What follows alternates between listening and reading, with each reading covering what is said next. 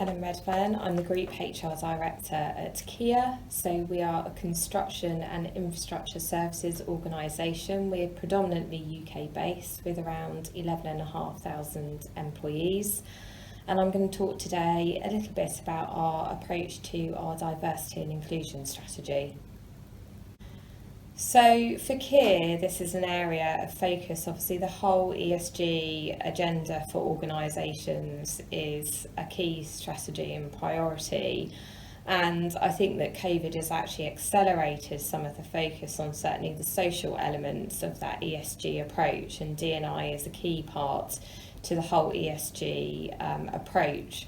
So for Kier, there's a number of reasons as to why this is important. So of course it is the right thing to do, but it's also a business imperative to us. So there's a huge injection in government spend. Government is one of our key suppliers for infrastructure and construction projects, the likes of HS2, obviously bringing that into focus. And the skills shortage in the sector is really well known about. So the predictions of well over 200,000 shortage in UK-based new skilled workers for the construction sector is well known, and coupled with a decline in applicants into the sector, that means that we need to be really agile and really innovative in our approach to creating an inclusive culture where everyone feels welcome to work and to bring them whole selves to work.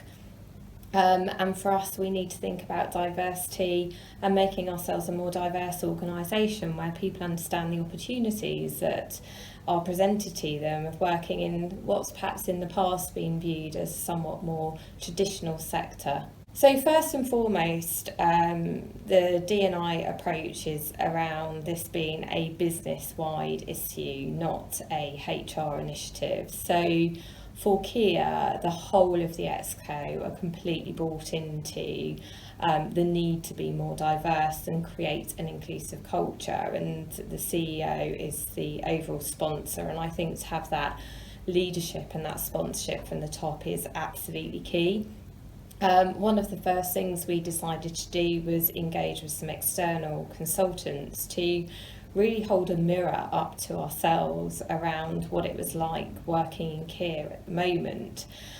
So we undertook an audit of all of our key processes, everything from how we hire people to how we develop them, how we pay them and incentivise.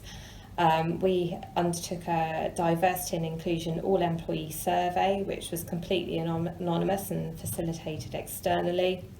And we also held a number of focus groups across the business to understand what people's experiences were of inclusion in Kier, and really use that qualitative and quantitative data to build our roadmap for the future. So the roadmap that we have just launched both internally and externally looks over the next 5-year horizon at the number of initiatives and activities that Kier needs to focus on to improve diversity and also create a more inclusive environment for people to work in. So our Expect Respect campaign is a key underpin to the DNI roadmap. So this really is built on the same principles that the sector looked at and Kier looks at from a SHE point of view. So health and safety is obviously our licence to operate. So we have our 5 safety basics, and we now have our 5 respect basics. And this is about being very clear on the expectations that people can have if they come to work for us, work with us, whether that's as a subcontractor, whether it's an agency worker, a direct employee, around what they can expect working in a Kier site, at a Kier office, and equally what they can expect from us and we expect from them. So this is really about two-way, and respect underpins so much of what we need for our diversity and inclusion approach.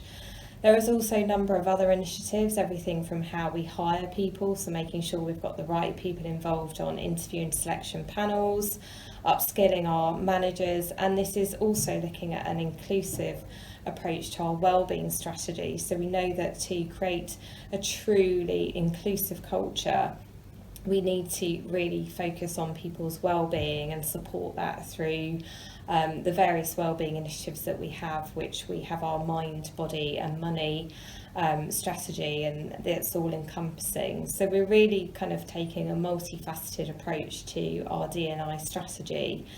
And we know that this really matters. It matters when people think about who they want to work for, who they want to work with. That focus on the ESG agenda is really key. So we find we're getting a lot more questions now from both our internal employees on what they expect, and also people thinking about coming to work for Kier. So we have to be on the front foot for this. So as I say, this is not a quick fix. This is about a long-term approach with a range of initiatives. So it's constant communication, it's constant engagement, and I think whilst it's got to be leader-led, it has to be also fed from the grassroots of the organisation, people who live and breathe what it feels like to work in our business day in, day out. So it's about reporting on progress, and it's about asking for feedback and taking that feedback and putting actions in place to support it.